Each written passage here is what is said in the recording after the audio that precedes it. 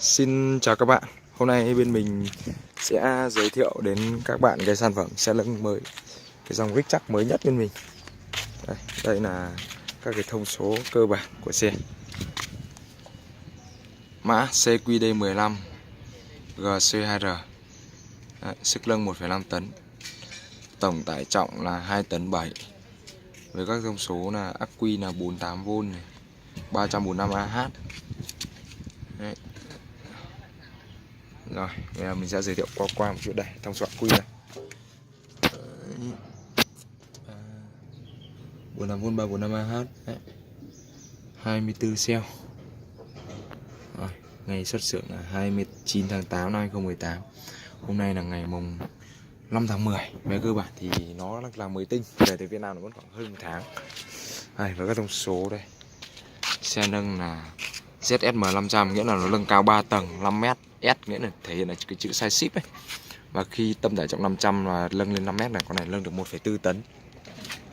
Đây, cơ bản của xe đây. Đây là con cảm biến này, là con cảm biến nâng này, khi nâng cao lên hết tầm nó sẽ tự động dừng.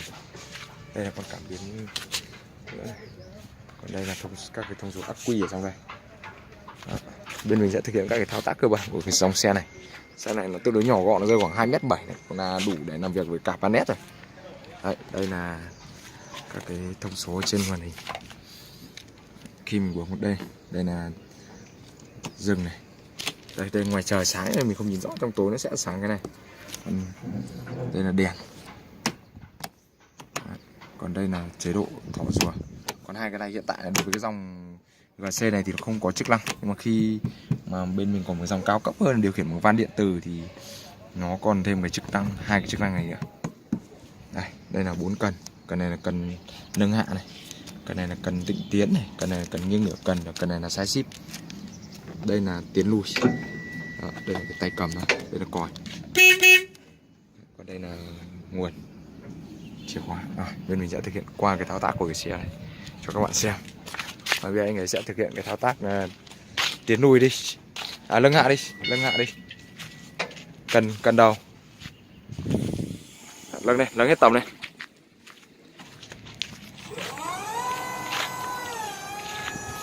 Còn này nâng 5m nó rất là cao. Được cái dòng mới nhất này, Rickjack này được một cái ưu điểm lớn nhất của nó, mình cảm nhận luôn khi mới lái xe, đó là tốc độ nâng và tốc độ di chuyển nó rất là nhanh. Và nó có thêm cái chế độ rùa thì cho những người mà mới lái. Rồi xuống đây.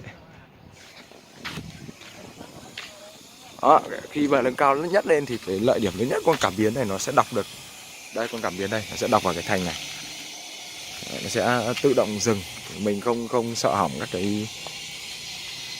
cái ở trong xi lanh, gioăng phớt, hệ thống dây. Rồi thao tác đi, rồi thao tác 2 đi. Đó, đây là Rick này, Rickjack thì tất nhiên là với Rick rồi. Con này chắc khoảng con này khoảng 500 mm gì đấy, khoảng đấy, 550. Rồi thao tác này, con này nghiêng nửa cần. Rồi từ từ thôi. Các bạn để ý là cái dòng này nó cái chốt nghiêng ngược đây này, đây là cái chốt nghiêng ngược của cái cần này. Đó, nghiêng đi từ này. Nó khoảng 3 độ 6 độ thôi. Nó rồi. Và con này standard của xe nó có sẵn bộ dịch giá luôn, size ship. Rất chi là êm. Đó. Rồi. Bánh PU cao cấp. Và đây là cái cơ cấu mà để giá quy. Đấy, mình sẽ cho giá quy một chút. Rick đi Tuấn Anh này, vào đi. Vào đi, lựa đây. Rồi, đạp cái chốt giá quy này. Đạp kịch nhá. Rồi, ra đi, đẩy ra đi. Đấy. Chưa đạp rồi, mày chưa đạp rồi. Rồi, đạp kịch cái chân, biết cái chân này chưa? Không phải chân ga đâu. Đây là cái chân chốt ắc quy rồi, đúng rồi. Đạp kịch. Rồi, ra đi.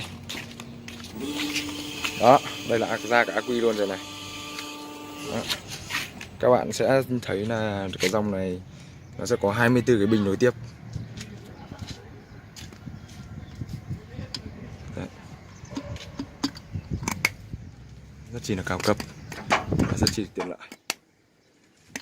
Thì nếu mà các bạn có cái gì mà cần thắc mắc về cái sản phẩm xe nâng rích chắc này thì liên hệ bên mình sẽ giải đáp và báo giá chính xác nhất về cái sản phẩm này. Và hiện tại Việt Nam thì tất cả các sản phẩm liên quan đến heli thì chỉ có một mình công ty xe lưng Bình Minh là độc quyền thôi. Tất cả các cái bên khác thì các bạn có thể tham khảo, nhưng thường là họ sẽ là đại lý của bên mình. Còn để mà có cái mức giá tốt nhất hoặc là tư vấn tốt nhất về sản phẩm thì liên hệ bên mình. Bên mình có một cơ sở chính ở Hà Nội và một cơ sở ở Hồ Chí Minh trên chỗ quận 12. Xin chào và hẹn các bạn ở những cái sản phẩm tiếp theo bên mình giới thiệu.